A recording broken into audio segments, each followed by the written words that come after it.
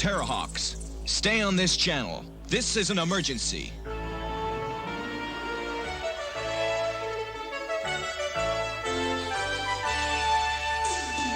In 1983, Gerry Anderson triumphantly returned to the world of television with Terrahawks. It was the first TV series he'd made since Space 1999, and this was a show like no other. Although it was a return to puppetry, these were not the familiar marionettes of Thunderbirds and Captain Scarlet. Since the show's original run in the 1980s, it has been fondly enjoyed with merchandise, comic strip adventures, novelizations, and an audio revival in 2015 with Big Finish Productions. And if that wasn't enough, a brand new Terrahawks reboot is in the works. Today, we're going to celebrate the world of Terrahawks, so stay on this channel. This is Terrahawks 1010.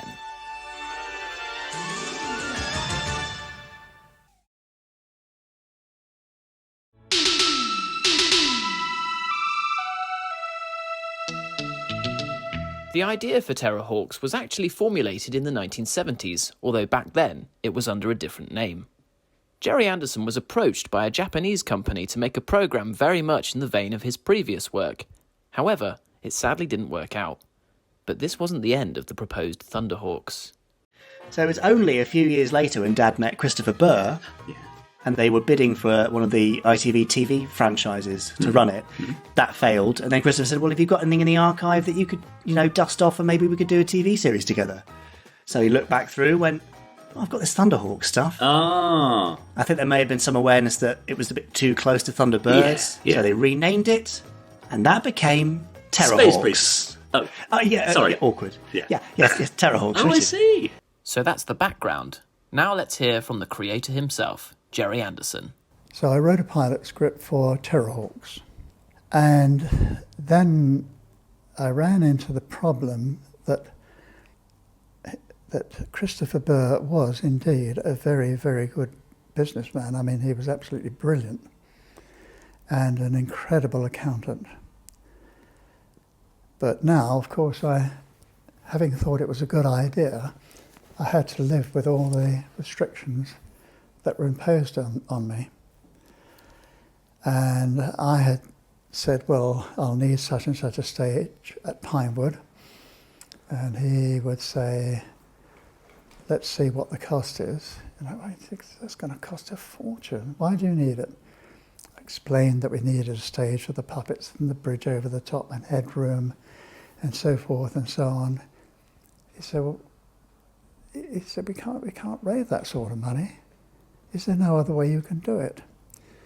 So we went to Bray Studios, it's a small studio on the Thames, and had a look around there, and it was fairly dilapidated, but it was affordable.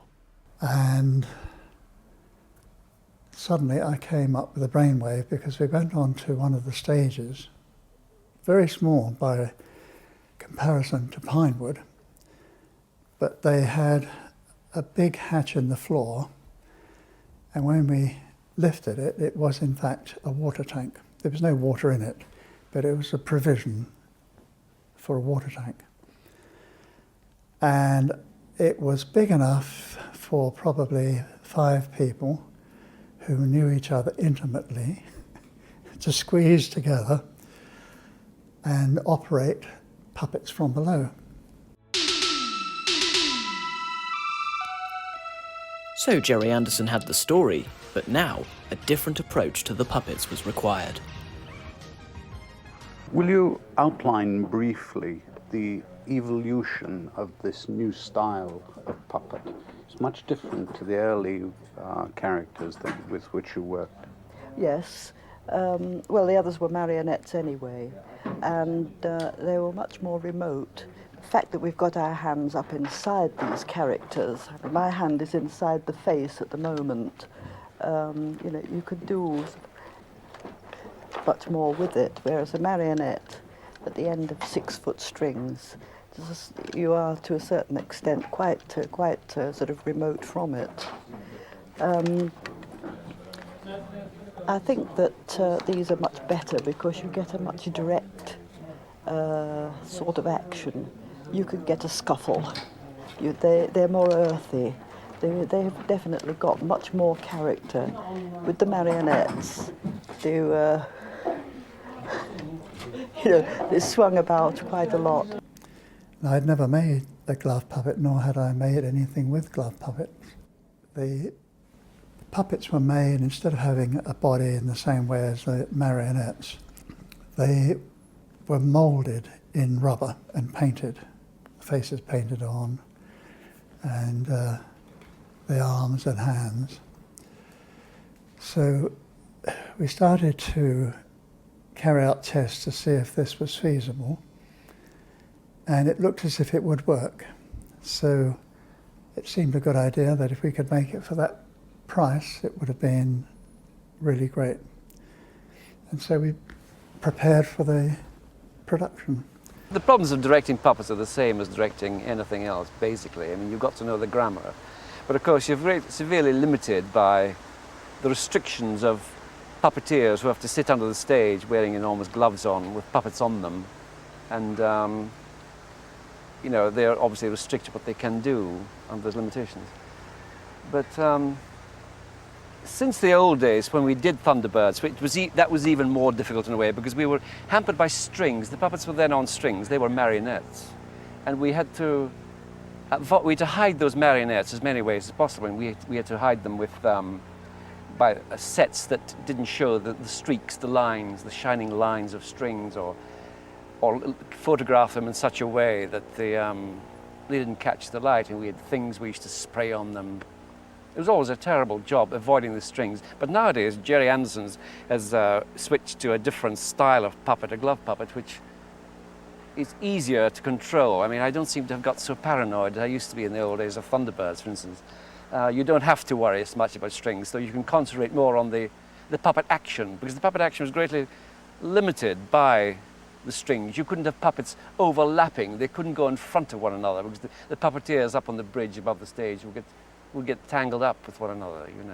We did try experimenting in the old days with puppets crossing one another, but we gave that up. It was too time consuming, and it was never, the artistic result was never worth it.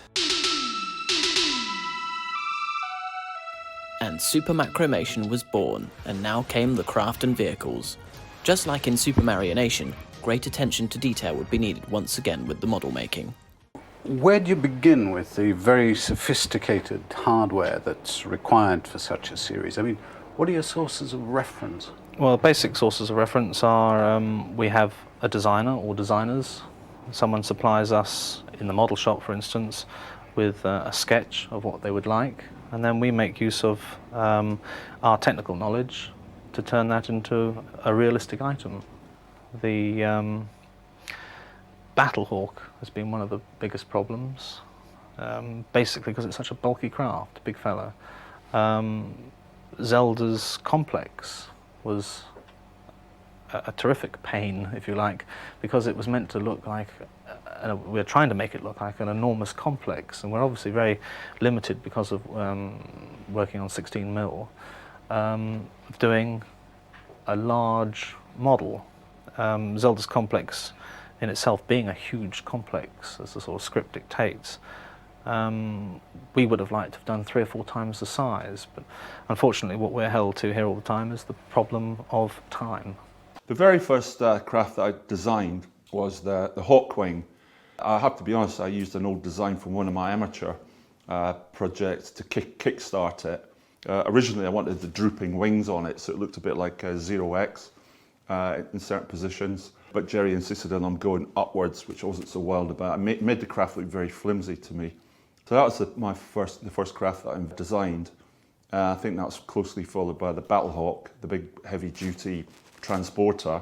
The main brief was that it shouldn't look anything like Thunderbird 2, which I don't think it did. It's my least favourite of the vehicles. It looks like a flying brick to me.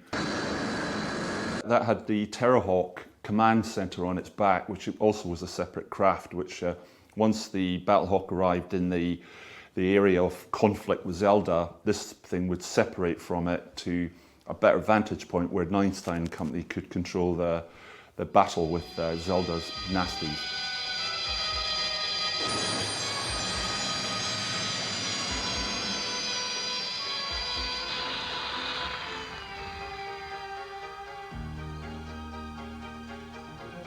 I think the other vehicle was the Terrahawks, which came out of this tree canopy which opened up, blossomed open like that. That was very heavily inspired, the tree part, by the wilting trees, palm trees that you got on the Thunderbird 2 launch sequence, which I always thought gave it massive scale. So I tried to incorporate that feel in that particular launch sequence. It was probably the most boring looking of the craft, I think, but a lot of people seem to quite like it.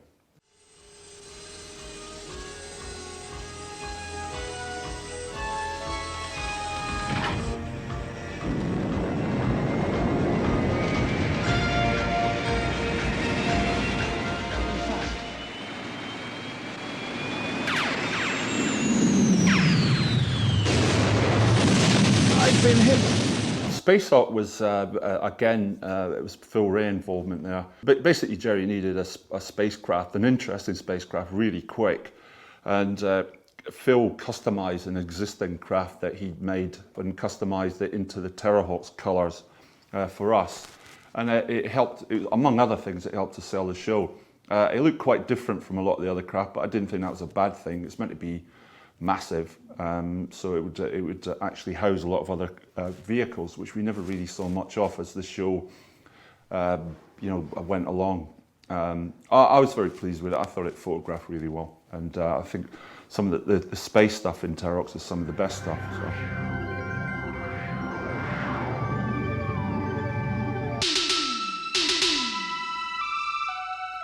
With the models prepared, the stage is set for the special effects. Arguably the jewel in the crown of the Gerry Anderson legacy, a great responsibility awaited the team behind the camera. When I was a kid, I was very much inspired by the work of Derek Meddings on Fireball XO5, Stingray, Thunderbirds, Captain Scarlet, UFO shows.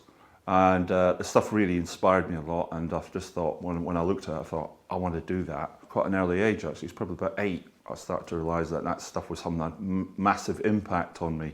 But it was particularly the Gerry Anderson stuff, and then I think it was 1973, 74, Space 1999 came out, and that was it. I thought, I just got to get into this somehow. Don't leave it too late, Katie. It's never too late, Tiger.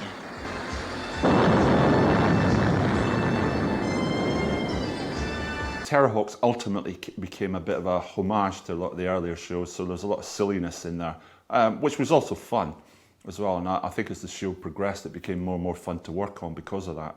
I think the most unusual was the Hawkwing launch, where it came out of a whirlpool.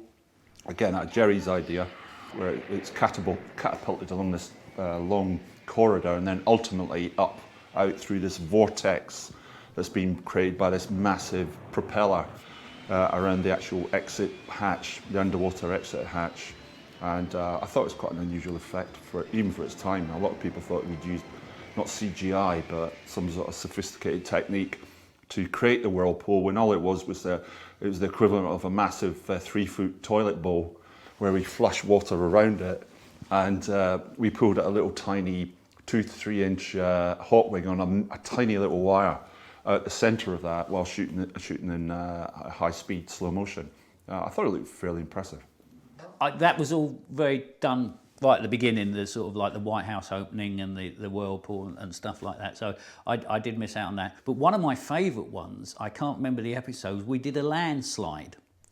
And we actually got all the mud and the sand and soaked it. So it was a real landslide, and we were sort of pulling the vehicle through. And I was always proud of that one because that looked really nice. And also the Overlander, when it fell off the bridge. Whoever you are, watch out. Here I come. Fire!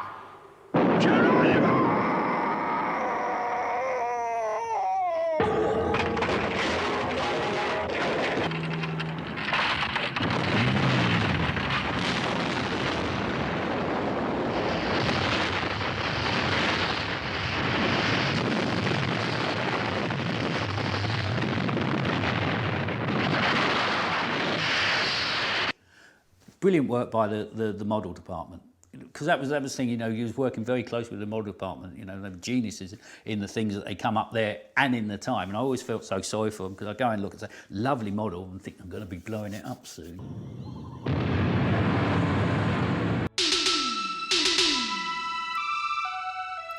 What Gerry Anderson production would be complete without a rousing musical score?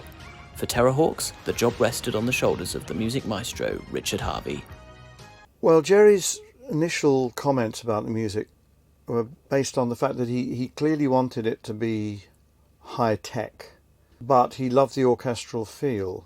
I think there was always a sense that a full orchestra was never going to be possible within the budget, although that was implicit rather than explicit. You know, he was very keen that it would be high-tech, but there's something about everything that Gerry Anderson ever did that kind of made his high-tech a tiny bit retro. Even at that time, he could have used tiny little lights, for example, on the dashboard of his space machines, but he chose to always use a big flashing light. That was his way. Everything was a little bit over the top. So although we needed to be high-tech, he didn't mind if it was a little bit overcooked, if you see what I mean. When we were working, we did, I think, the first 3 or 4 episodes in one batch, maybe over a period of 10 days, and it took a lot longer to do the first few because we were getting ourselves together. Beyond that, yes, we had a video about 5 or 6 days before we had to deliver for every episode. You know, we would maybe be given the videotape on a Monday and we would deliver the completed episode on the Saturday. I say we, I was working with digital sound for the first time in my career at that point. We were using a really high-tech sampler synthesizer called a Fairlight, which was at that time the most high-tech machine and the most expensive piece of music technology you could possibly buy, and various other modular synths and other samplers. As with all Gerry Anderson shows, you would get stock scenes, like the stock scene of a particular craft or a base or an enemy location or whatever.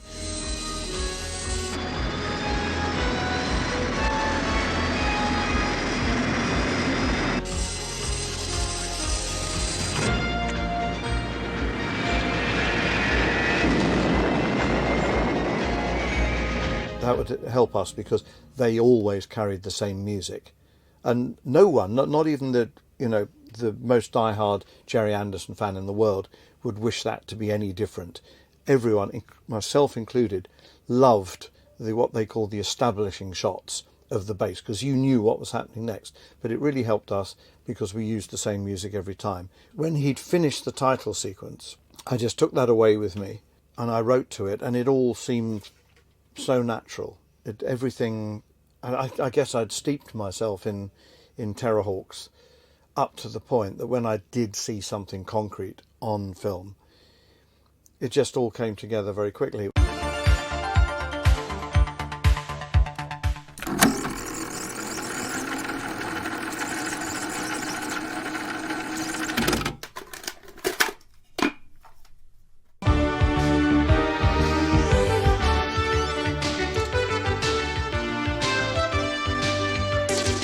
When I presented it to Gerry for the first time, it was pretty much exactly what went out to be broadcast on day one of the first episode.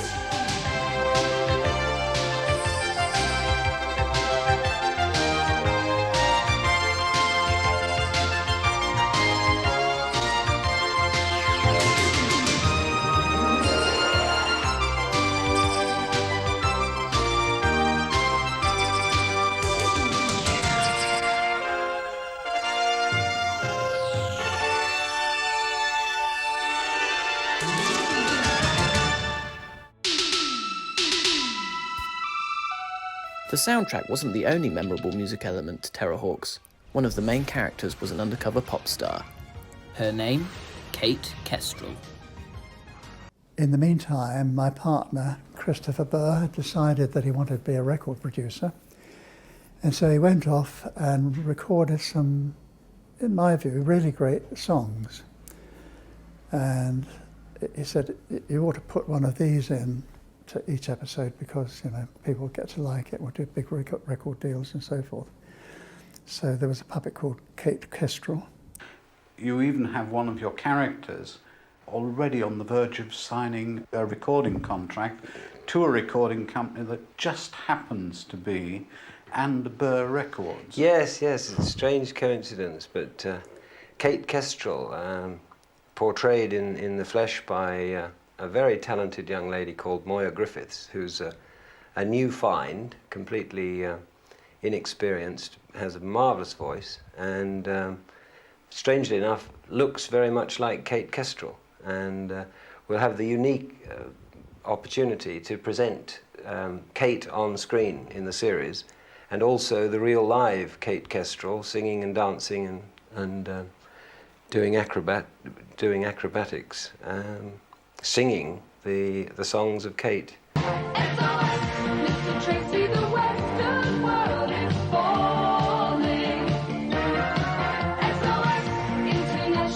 me something, how does an attractive lady like you become involved with dangerous things like Terrahawks? Well, to start at the beginning, my father was the Commander-in-Chief of the NASA moon base, so it was natural that I should go into space travel, really. And I started through medicine via NASA, and then went into space travel as an experimental craft operator, and it started from there. Those little sequences were, very, very good, I thought. But the trouble is that in the middle of an action drama, it was quite difficult to break into song. It reminded me of some of the old Hollywood movies where they would be talking one moment, and then there was a cue, and they would speak the first two words, and then straight into the song, and the orchestra would join in. So it was very much like that. One of the most memorable things about Terrahawks is undoubtedly the ZEROIDS, the spherical robots that assist the Terrahawks with the utmost loyalty. It was never intended that the ZEROIDS, which are the spherical robots, should be the lead characters. And of course, as we're talking today, the show hasn't yet been on the air, so I can only prophesy what is going to happen. But it does appear that the ZEROIDS are going to be enormously popular, and probably that they are going to take over the show. So the answer to your question is yes, it can happen, and I think it has happened. One of my favourite elements of Terrahawks, which we shared to a great degree with the puppet stage, were the ZEROID characters. I thought they were highly successful. Brace yourselves, lads! Digging in.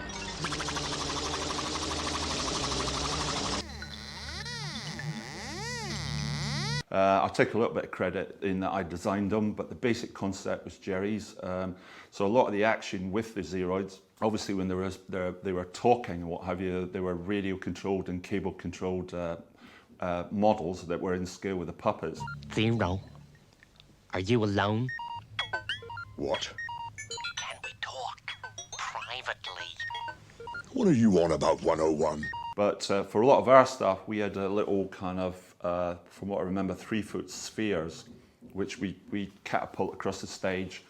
And again, using various camera techniques, like shooting in reverse, we'd bring them to life. I thought they worked very, very well. I even used stop motion on them for a couple of shots where they all have to come to attention in this big hall that Sergeant Major Zero's addressing them in. The ZEROIDS have kind of always been the thing that drew me in, so they've remained the most exciting element of the show for me throughout. Oh yeah, I love the ZEROIDS. Again, they're very different, and I think that's what I liked about them, and the fact that there were so many different personalities. So! Zit alors! Ha! Mein hit down here is being squished. Oh, yes. Well, she is a nurse and she has seen it all before. Mm-hmm. And they had their humour between them, and the fact that they wound Einstein up a treat. It was just brilliant. I loved it. Well, one thing I remember very well, we provided all the sounds for the ZEROIDS. Fire!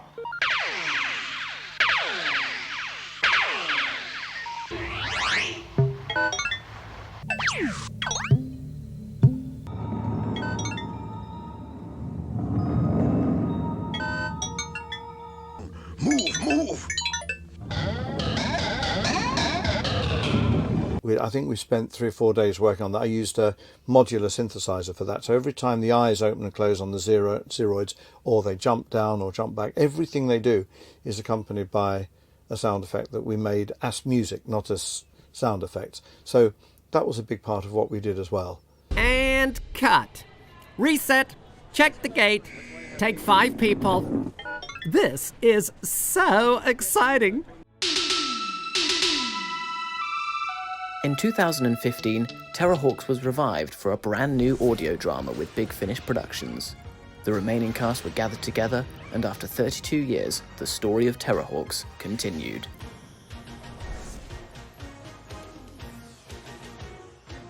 Zeroids can think for themselves. My word. Well, thank you, everyone. It means a lot to us. So, does this mean that we's back in action? Yes, Zero. As of now, all Zeroids are back on active duty. Returning to the Terrahawks after 32 years' absence has been quite an incredible experience, a step back in time. I thought, can I do it? And as soon as I got to the studio, Jamie is such a wonderful, wonderful producer.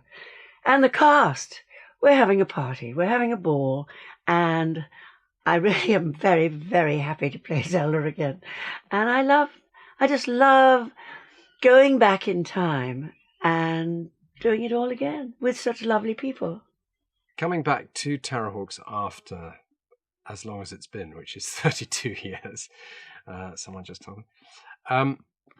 Extraordinary, really. A bit weird, but also like we've never been away, really. I mean, 30 years, later, we all come back together, or as many of us that are still around are able to come back together and just carry on where we left off. It's been terrific. And we've had the real benefit of Beth's professionalism coming into our little group to do Annie Riddler's parts. And she has just been amazing. She's not only absolutely nailed Sistar and Kate Kestrel with Sistar's ridiculous laugh and all those things, but also the incidental characters, some rather posh young ladies who she's had to play in. It's been a brilliant time working with all the Terrahawks guys. I mean, they have a really good rapport together, and they've been incredibly welcoming to me being the newbie. And it's a really good laugh. I'd love to be spending longer, actually. We've recorded 8 brand new episodes. One of the scripts is an original episode that wasn't made on the original TV series in '83. And it's just been fantastic. I've really enjoyed it because I was a massive fan of Terrahawks when I was a kid. So to now see a couple of my own scripts be brought to life by the original cast has been wonderful. Tiger Neinstein, who is obviously the head of the Terrahawks, interestingly enough, was a character when Gerry showed me the puppet of Tiger Neinstein. At the time, he had no hair, and he looked a bit like Humphrey Bogart. So Gerry said to me, why don't you have a go at Bogart? So it was, hey, Terrahawks, stay on this channel. This is no majors. And he said, nah, it's not working, not working. He asked me who my favourite impression was at the time, and I was doing a lot of Jack Nicholson stuff. And so I just went, Terrahawks, stay on this and he went, great, love the voice, but it's just too laid back. Jack is too laid back, so let's just give him a little bit more oomph and punch. And then it was, Terrahawks, stay on this channel. This is an emergency. But so you can hear the sort of that Jack thing going on, but it's a little bit more, dramatic. Well, yes, I can take you through a few of the voices. 101, for instance, the Zeroid. I can't remember what the brief was actually, but Gerry just probably said back then, he's a bit of a sidekick to Hero, and maybe make him a bit camp. I don't know. So I came up with this sort of voice. It's a bit gay. And I think it's got worse over 30 years. I mean, he never used to sound quite like this, but I think he was more nasal back then. We did a bit more like that. Okay, Lieutenant Hero, I think they're coming up to Space Hawks, sir. It was a bit more like that, and now it's definitely gone a little bit more camp. So we've gone sort of, Greenwich Village, a little more New York, a little more sort of savvy. And yeah, I can just see him sort of sashaying around in his outfit, you know. So up on the Space Hawk. So he's become very sort of, oh, please. It's a lot of that going on. So I hope that hasn't ruined it for Die-Hard 101 fans. But, you know, this is part of the journey, I think, for all of us, that the characters do change slightly, and they do, perhaps they're a little more truthful now, I don't know.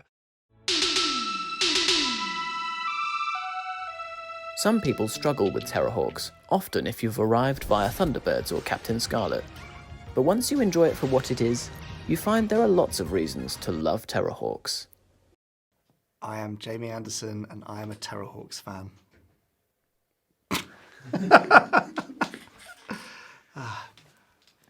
That was genuine. I really am. I'm Chris Dale, and I am a Terrahawks fan. I'm Andrew Nicholson, and I'm a Terrahawks fan. I turn my face into the wind.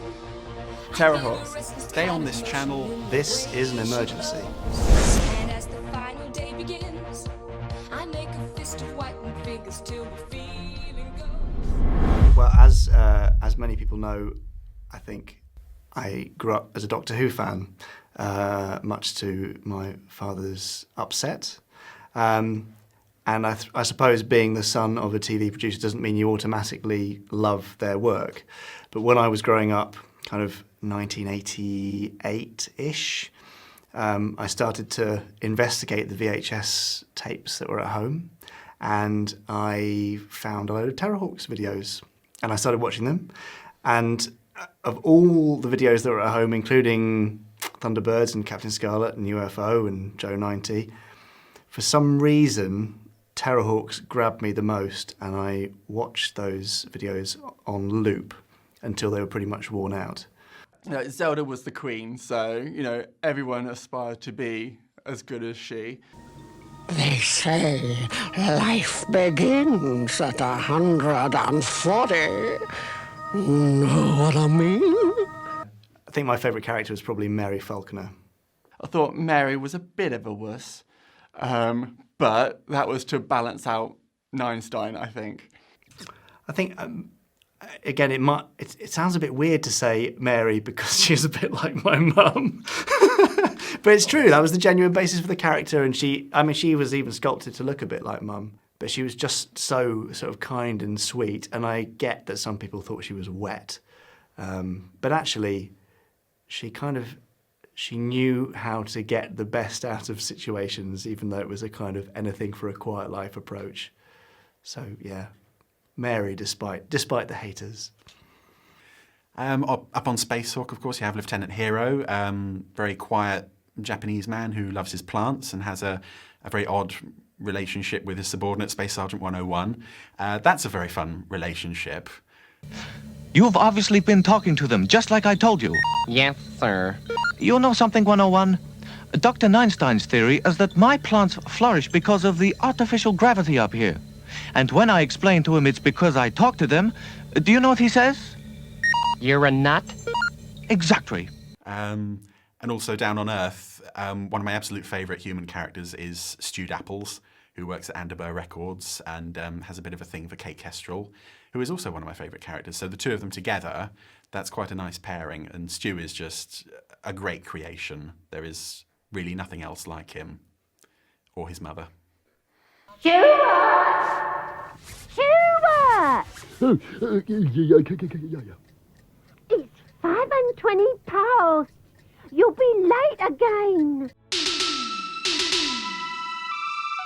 In 2019, Anderson Entertainment joined forces with Tiny Giants to redevelop Terrahawks into a brand new TV series. There is not much that can be revealed publicly about this new reboot yet, other than that KESTREL will be the main focus. Keep your eyes peeled for updates, and in the meantime, stay on this channel.